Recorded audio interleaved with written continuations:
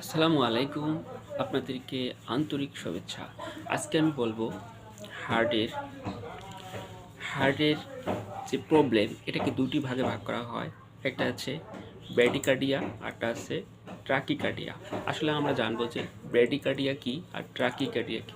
Bradycardia হচ্ছে আপনার heart যে পালস বা বিট সেটা স্বাভাবিকের চেয়ে কম, অর্থাৎ ৬০-এর নিচে থাকে। আর ট্র্যাকিকার্ডিয়া যেটা সেটা হৃদস্পন্দন ১০০ অর্থাৎ পার মিনিটে ১০০-র বেশি নেয়, তখনই আমরা বলতে এটা ট্র্যাকিকার্ডিয়া। অর্থাৎ এটা বলা যায় যে স্বাভাবিকের চেয়ে যখন হার্ট স্পন্দন বা হার্টবিট বেশি হয় তখন ট্র্যাকিকার্ডিয়া, এবং স্বাভাবিকের থেকে যখন হার্ট স্পন্দন বা হৃদস্পন্দন যখন নিচে নেমে এসে তখন বলা হয় ব্র্যাডিকার্ডিয়া। Thanks for